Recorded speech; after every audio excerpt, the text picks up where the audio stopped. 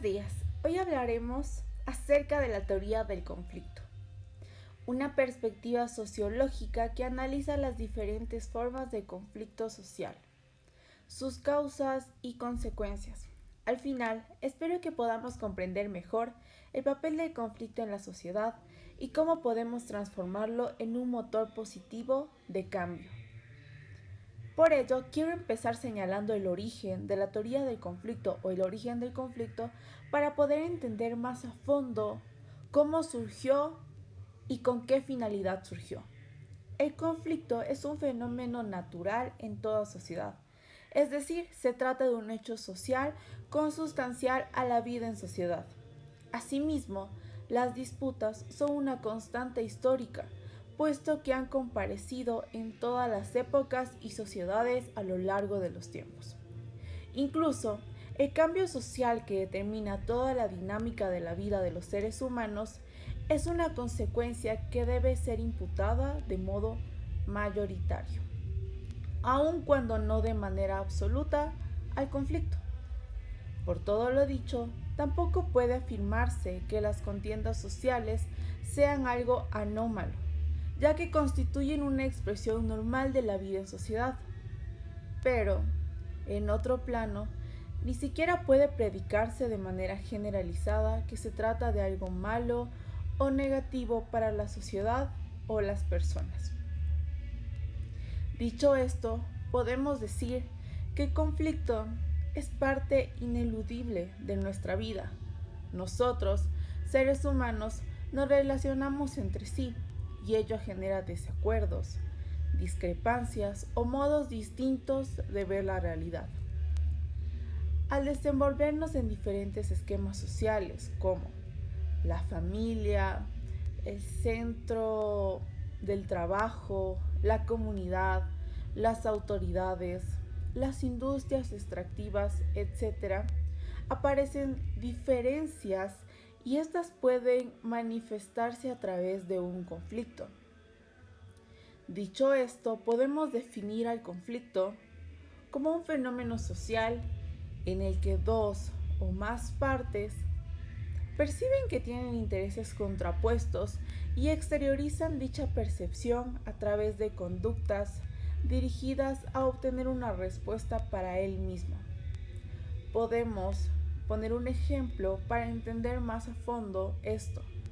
Digamos que en un conflicto hay A partes con B intereses enfrentados y C conciencia de la existencia de dicho enfrentamiento.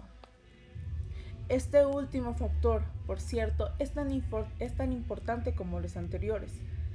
Al respecto, voy a citar a un autor.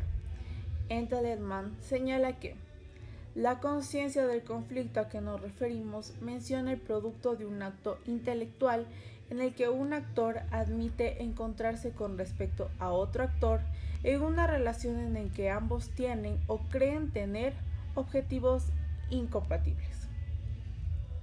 Dicho esto, empezaremos a ver acerca de las escuelas o corrientes del pensamiento que avalan la teoría del conflicto. Así tenemos escuelas del pensamiento como la perspectiva marxista, que se centra en la lucha de clases, y la perspectiva literal, que analiza la competencia entre grupos por el poder. Cada una de estas perspectivas ofrece una mirada única al fenómeno del conflicto social.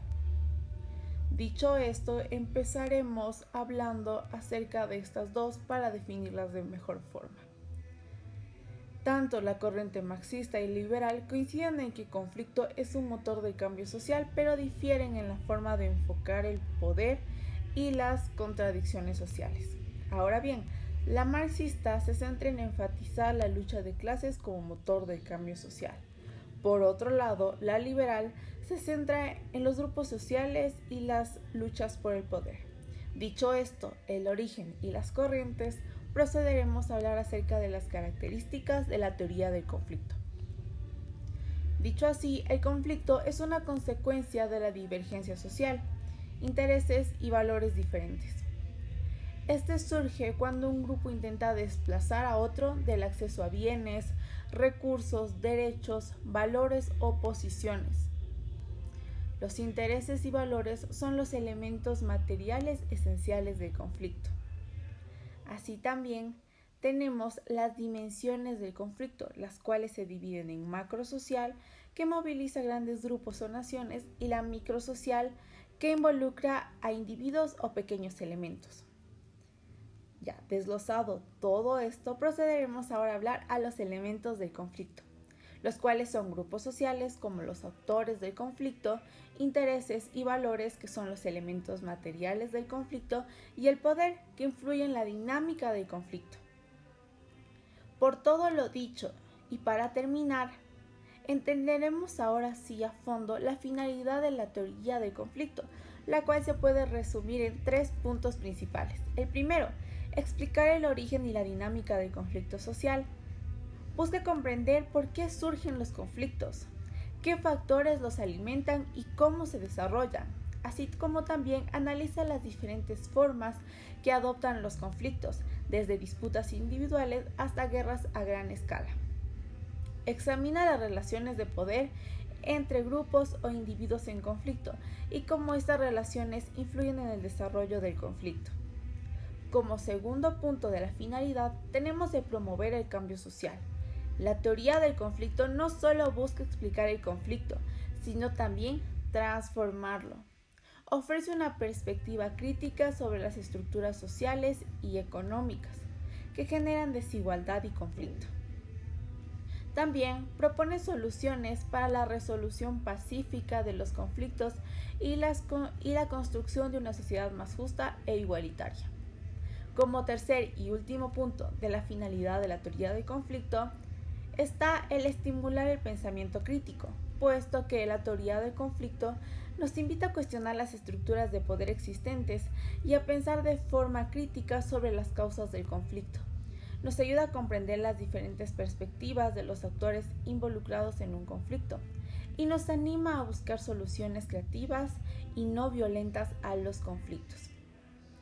Dicho esto, espero sea de gran ayuda esta presentación para no solo comprender la definición de la teoría del conflicto, sino adentrarnos en comprender el origen, corrientes, dimensiones y la finalidad de la misma para apoyar y construir una definición más amplia y centrada al respecto de la teoría del conflicto.